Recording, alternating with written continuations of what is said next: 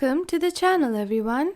On this channel, we share stories of average Joes around the world and their not-so-average issues. Let's start with the first story. My ex-girlfriend let her new boyfriend discipline our son, and he took it too far.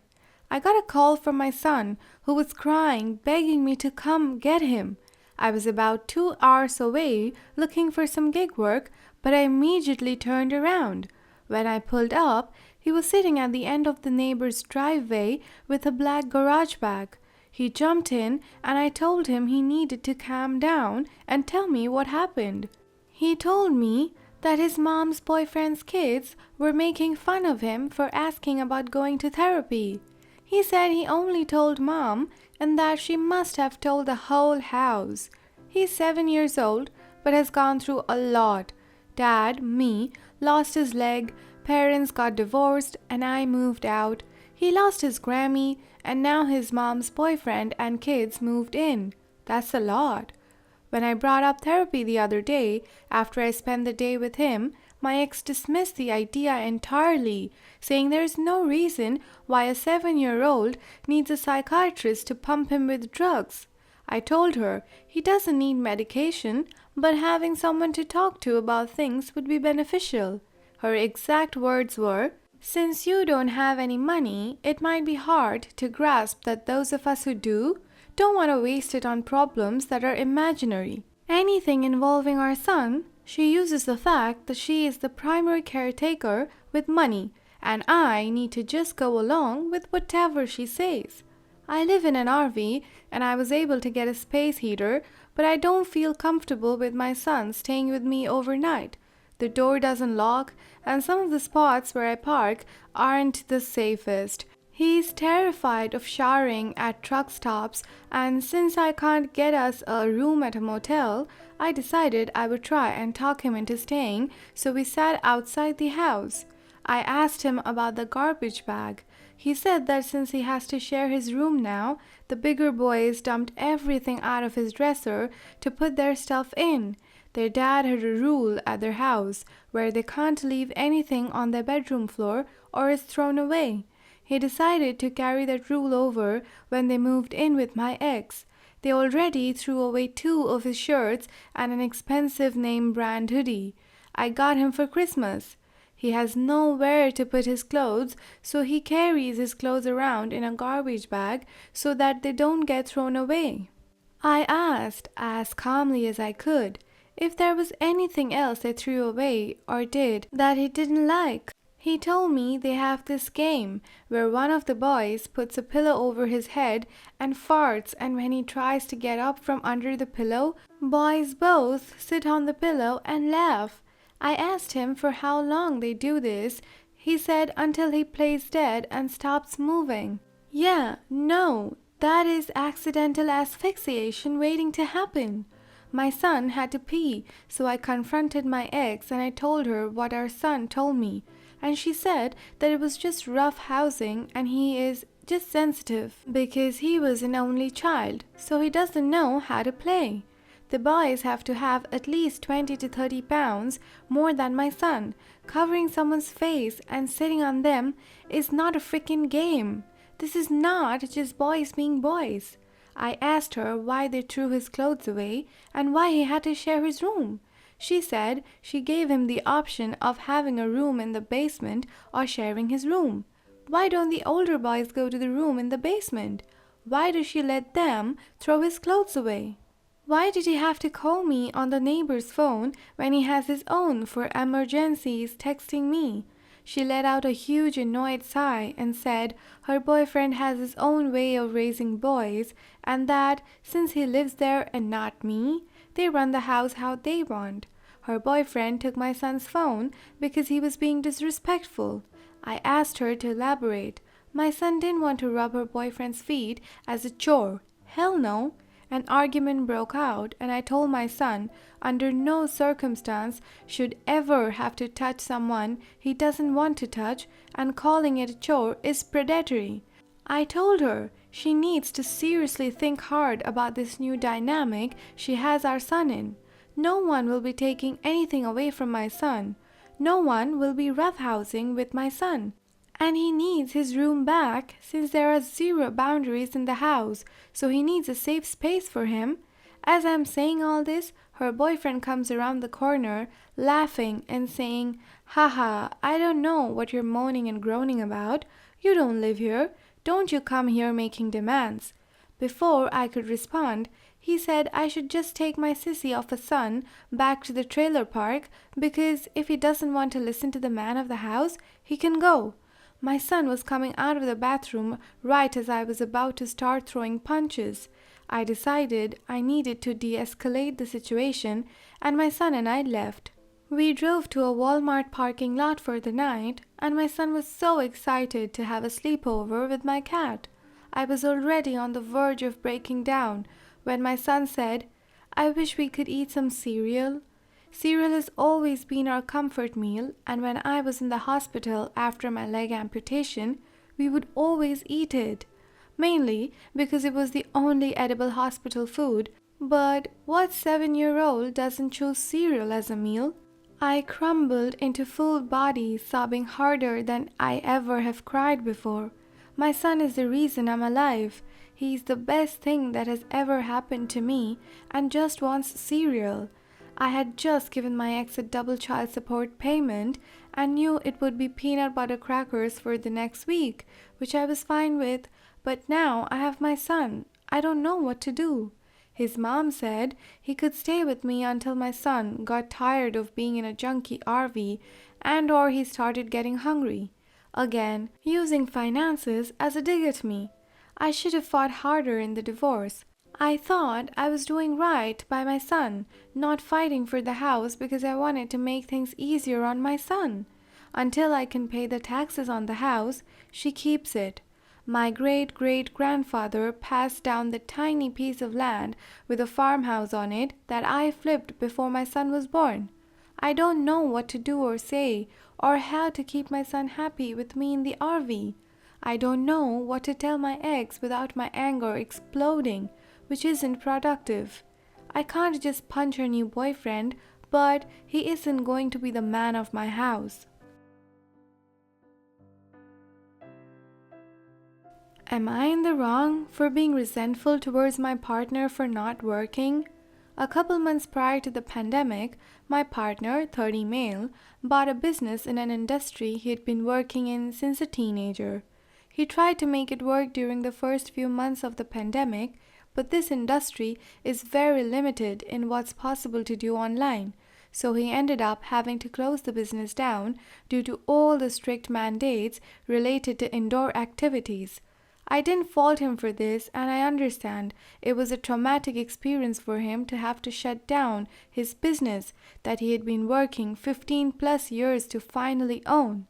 However, since the pandemic, his work has been on and off. He's mostly worked with private clients, but also ended up completing a certification in a trade field. Although he passed this course, he didn't start working in this field because he was still working with his private clients. Cue to now, he still isn't working in this field, but finally retested a few months ago and is in contact with a company to start working soon. From the beginning of our relationship, I had been pretty unstable career-wise, often switching jobs and continuing my education. I was never out of a job for more than a few months though, but I did switch between many jobs. However, for the last year, I've been working at the same job and making about $140,000 a year. This is in California, so I'm not rich by any means, but living comfortably. We recently moved to a new city where our rent is about $2,500, including utilities. This is market rate for a bed and a bath in the city we're in. I say this to illustrate that I'm not making choices for us to live extravagantly, and there's really not a lot of costs we can cut in terms of general living expenses. My partner has reached out to the trade field he is certified in to begin work and is waiting to hear back on his start date, which should be at least within the next 2 weeks. However, I can't help but feel slightly resentful that the last 2 years of the pandemic I've been covering almost all of our costs. During the pandemic, we moved in with my family, but I still paid rent, although less than half than what I'm paying now. And I paid for almost all our expenses, which included eating out, vacation, and other fun things. In our current situation, my partner contributes about $1,000 to rent, which doesn't come from him but his parents who are helping out, and I cover the rest of the rent and all the other expenses, including groceries and our shared activities, namely the gym. I know he's not making a lot of money and has credit card debt from his business which he's still paying off. I feel conflicted because we've such a huge income disparity since right now he's only making maybe $500-$800 a month. I feel that if I want to live the life I want, which is not particularly extravagant but at least includes some hobbies and vacations, I have to pay for it. He hasn't asked for any money, nor do I buy him things because our finances are separate. But I also feel that if he were single and living alone, he would still be responsible for at least rent and general expenses like food. I know that he will be getting a job soon, but I feel like this relationship has been a drain on my finances, and sometimes I think to how much I might have saved if I was only paying for myself and not a partner. I have about $70,000 saved up, and I feel bad being a scourge while my partner of 6 years only has $1,000 in his account and is in debt. Sometimes I wonder if our lifestyle will be compatible because I work very hard and want to enjoy my life, but in order to do so with him, at least at this point, I'd have to cover the costs for both of us. Despite the financial situation, we enjoy our time together and we have an emotionally supportive and healthy relationship. I've spoken to him many times about how I feel about our income disparity, but there really isn't much that could be changed right now because he's just waiting for his paperwork to go through to start his new job. But even when he gets this job, the pay is just slightly above minimum wage, so I doubt that our financial split will change that drastically. I'm having a hard time getting over this financial problem because I didn't sign up to be the sole earner in a relationship where we have no kids and no pets.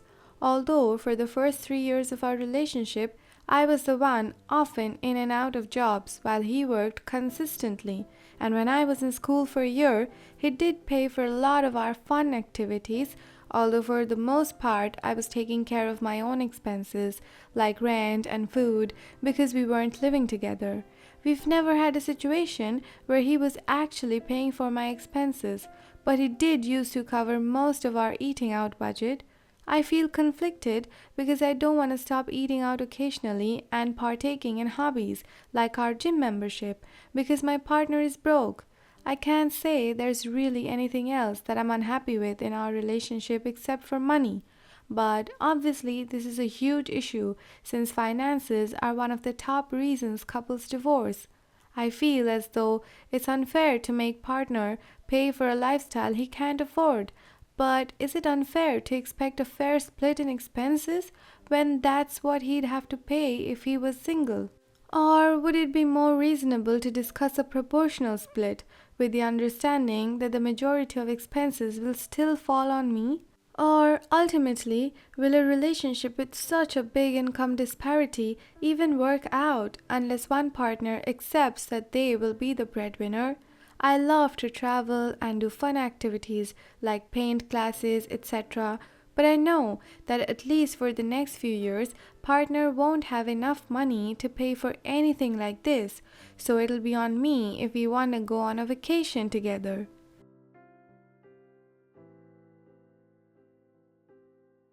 Am I in the wrong for wanting my deceased son's friend to call me mom? I'm a 70-ish years old woman who has had to live a pitiful life after losing my son to murder 16 years ago. My son was good friends with this woman back when they were in elementary school, but lost touch over the years. She found me on Facebook a few years ago and we've been friends since then. We've never met but knew of each other. Online and through her posts, I've learned so much about this bright young lady, having lost both of her parents at a young age, who thrives in her newly opened business while living with depression and social anxiety. I have been giving hints about wanting to meet her to talk because when I directly ask her, she says that she is busy. She advised me that she has trouble seeing people or even going to the grocery store without having an anxiety attack and has to deal with vomiting prior to leaving her home. I did not know her illness was that bad. I've grown to literally admire her, and because of my loneliness and being childless, I told her to call me mom because I view her as a daughter. She seemed uncomfortable by this but didn't tell me that it bothered her. I brought it up again and she snapped at me and told me to stop pressuring her to call me mom. I understand that she was incredibly close to her mom, but I thought maybe we can help each other. She said that she did not need any help and that she was thriving with her own family, her and her husband. I wish she respected me more and see that I really love her and see my son in her. I recently had to give a victim impact statement because my son's killer was due for parole. Luckily, it did not fall through, and I decided to send my impact statement about how lonely I am and how I don't have any grandchildren because they killed my son, etc. She never responded to my email, though it says she read it. Am I in the wrong for wanting her to call me mom? She says she does not even call her mother-in-law mom, and I told her that if she wasn't comfortable, then she shouldn't. But I thought maybe my situation would be different because she was my friend's son. I will back off if I need to, but I wanted to know your thoughts. We hope you enjoyed today's stories. Use the comment section below to state your verdict on the situation, express your opinions, and share some valuable advice.